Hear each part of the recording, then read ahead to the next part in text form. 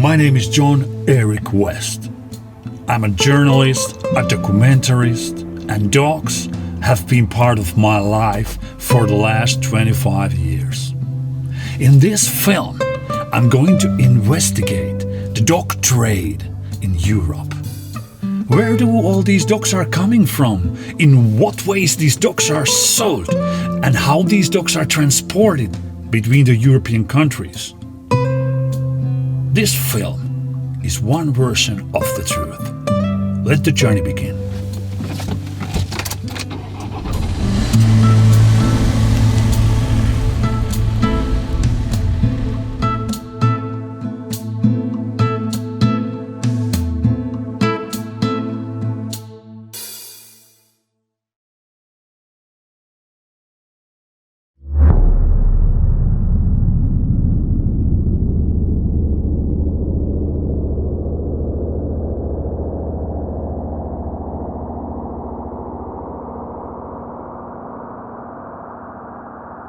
People have also rushed to get puppies in Norway, but the race to get puppies, that's a concern because it means that people are getting puppies mainly because of their own sake and not thinking so much of the animals and their needs. There is so many feelings with dogs, so you can make a choice that is wrong just because you feel good. We saw Lotta, we had been out the whole day and we just went on Finn and there she was. And this little black dog just looking happy. So we just felt like, oh, okay, this is the dog.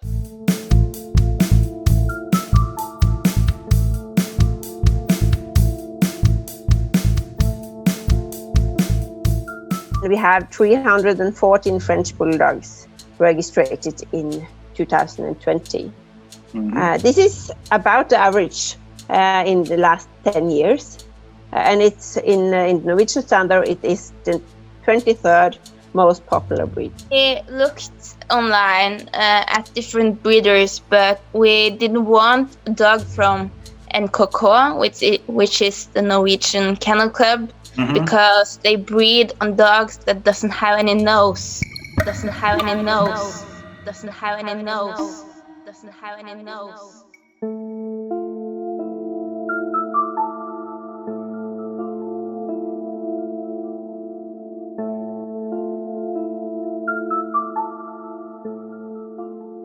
I was approached by my friends in Sweden who asked me if I could check if there was any interest in Norway for French Bulldog puppies.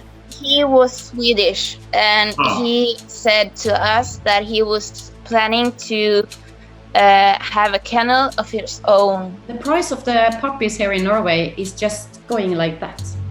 She was a little more expensive than the price we had set for what we were willing to pay, but we just figured that let's just give it a chance. But now they actually sell French Bulldog to, just listen, 85,000.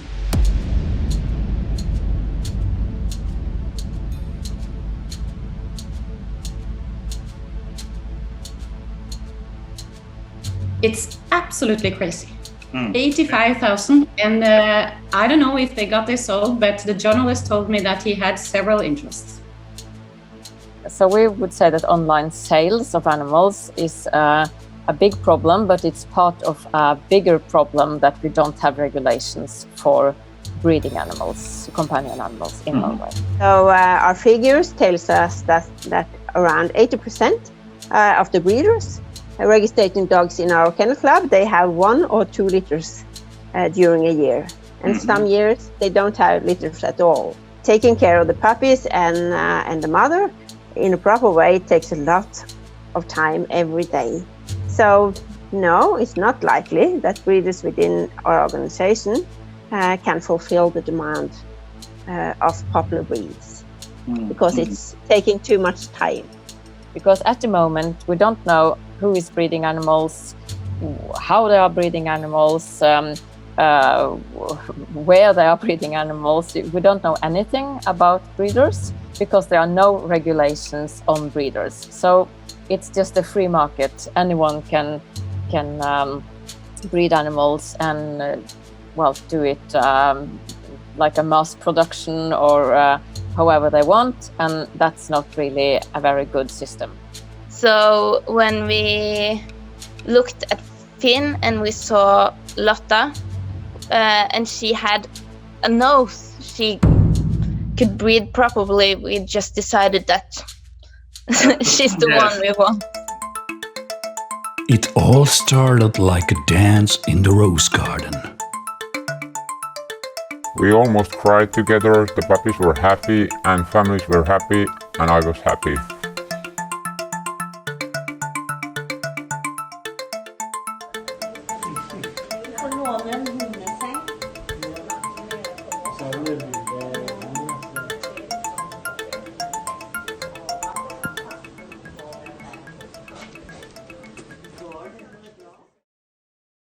But soon the heavy clouds covered the rose garden. The puppies claimed to be Swedish, had different origin. They were from Poland. People go there because they think everything that is on Finn is Norwegian, but of course it's not. It's a smuggling thing and there's a lot of criminality and stuff like that. I never bought any puppies in Poland or had anything to do with Poland. I think it's difficult for people who want to buy puppies to locate in all the informations out there. I think so. So he said that it was his friends in Sweden that had these dogs, but we found out later that it wasn't his friends. So they just bought the dogs through a man named Peter, who owns 2 transport firms. One that's from Poland to Sweden and Norway, and one's from Poland to London.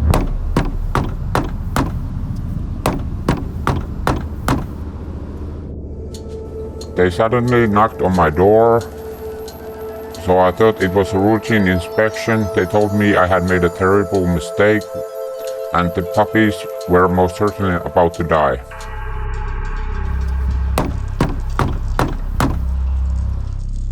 On a Tuesday, they just came knocking on our door at 10 o'clock, I think. I wasn't at home, I was at work, but my boyfriend was home and he called me telling me that I needed to get back home because they were gonna take her.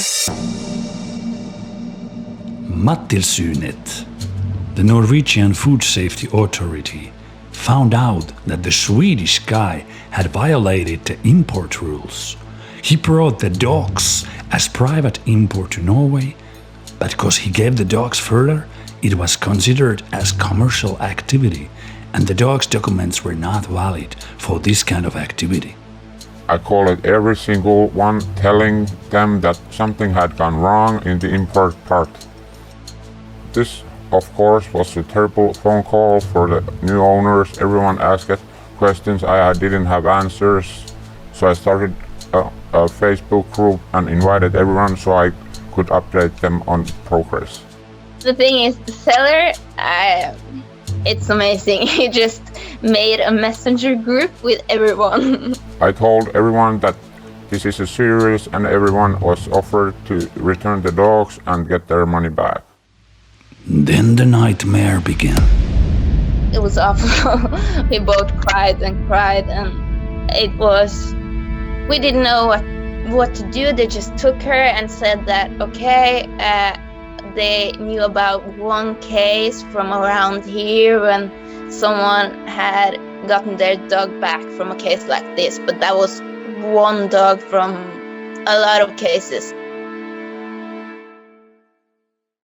All the French bulldogs that the Swedish guy had imported to Norway were taken away from families and brought into the quarantine.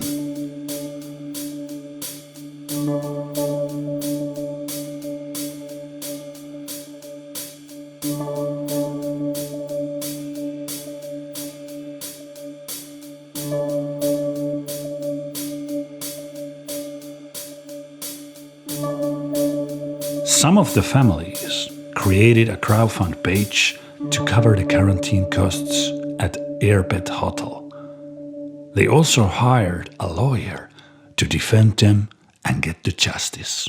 It depends on what you mean by justice, because none of them did know that they were not taken legally to Norway. It was obviously quite a shock for them. When they bought the puppies, they were given incorrect information, obviously. They thought they were taken legally to Norway, but as you know, they were not taken legally. So if you want a dog and the rest of Finland and Norway want a dog, of course, then you will get unserious people that are smuggling dogs, that are doing breeding all the time and don't care about the animal welfare. And you will buy it, even if you know that maybe this dog has been smuggling in and the mother of this dog doesn't have good animal welfare. You feel that you had to save it and you fall in love instantly. No, we don't know all the facts about this case, but from the things we have learned from the media, it's first and foremost, I think, a really sad case for the puppies and for their moms and the welfare of these dogs. And I think it's a sad story for the buyers as well. I'm sure they wanted just to buy a puppy and didn't mean no harm at all. But unfortunately, when you're not asking these questions about the heritage, where they are coming from, who is the breeder, making sure that you are getting the verified documentations, etc., then yeah, you are contributing to illegal import and sale of puppy. Even if you don't mean it, you can do that. So it's sad. So it was just a paper that we were missing. So they said that they thought there was some health issues and that she was a risk for both us and other dogs. So that's why they took her away.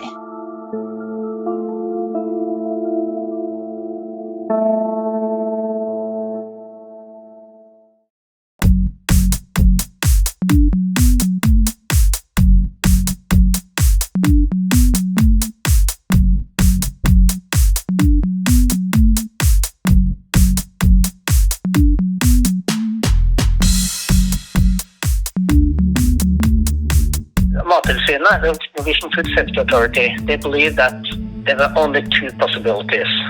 Either one, that the puppy should be returned to Poland so they could take the necessary veterinary examination and vaccines, which would require that the Polish authorities have to approve the return. And they also say that if the Polish authorities did not approve the return, they have to be killed, actually.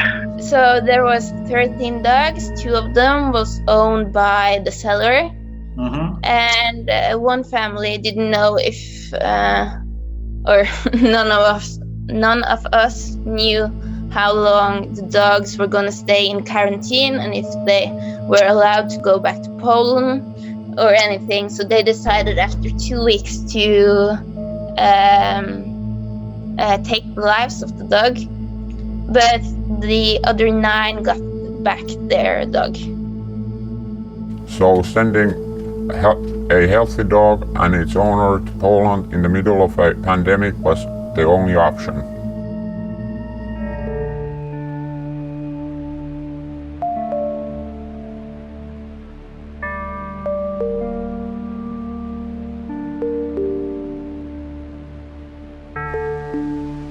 We made a complaint.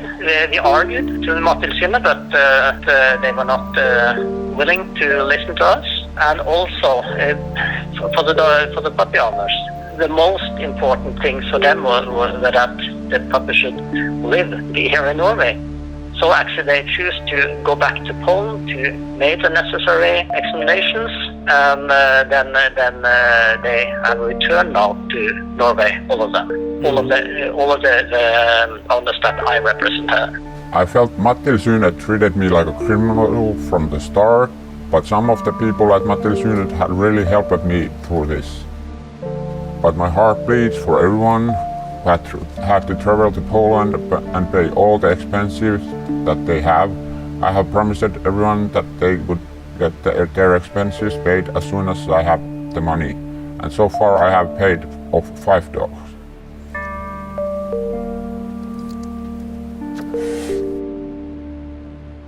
and even bought a dog that was killed by a Syntynyt. When the seller has withheld essential information about the import of the puppies, then the buyers they can claim compensation for all the costs. This includes the cost for airport hotel, for the isolation of the dogs. It includes the travel to Poland and all costs linked to that, the veterinary expenses, the vaccines and so on, and also the legal fees in this case.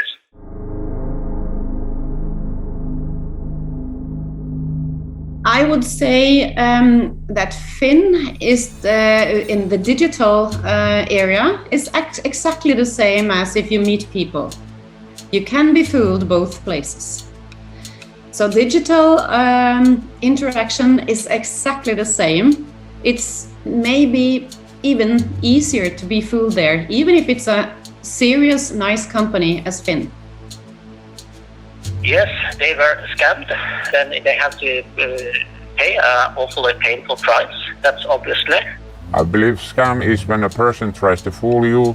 That was never my intention. We think it's necessary with more control when puppies are sold or animals in online platforms. It's also among the things that we in the Norwegian Kennel Club we have been discussing with Finn lately. So hopefully there will be more control in the future.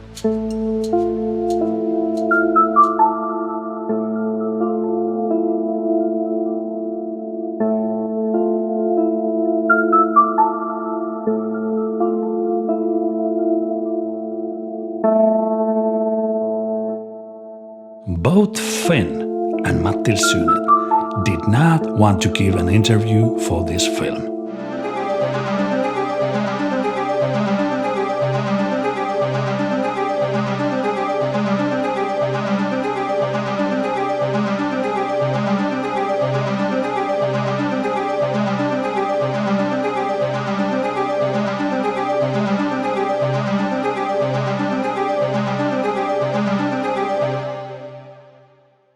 We will never have 100% control, that's for sure.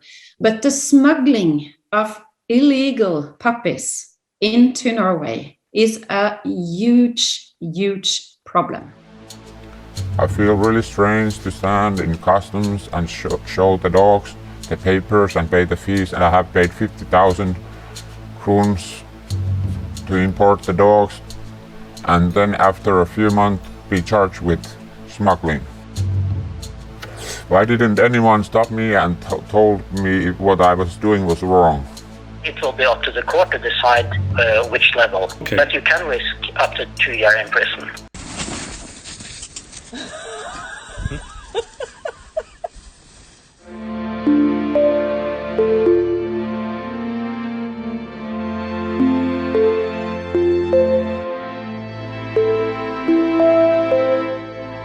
It was like getting back our daughter. It was amazing. For Lotta and 8 other friends' bulldogs, all ended eventually well. For the other 4, not. One of the worst things about this case was that I have heard so many people, but I always answered their calls if they call it. I always answered their emails, and someday I will have the money to pay them back what they have lost. This is the closest thing to a mental breakdown I ever had experienced. I tried once more to get the interview from Syntynyt, but they continued to be reluctant. They just closed the door like this all never happened.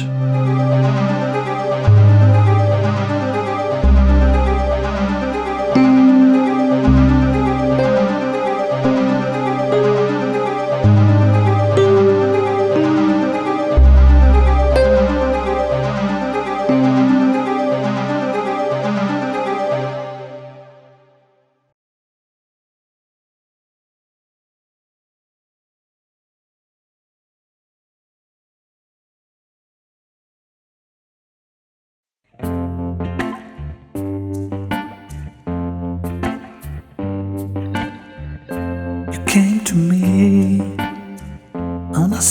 day. You talked to me like no one before. You noticed me when I was down. You lift me up, took my hand. You said the good days are still to come. The good days are still to come.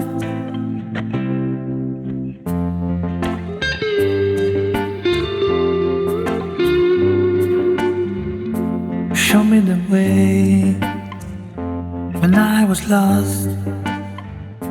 You made me smile when I was about to cry. You noticed me when I was down and lift me up and took my hand. You said the good days are still to come. The good days are still to come.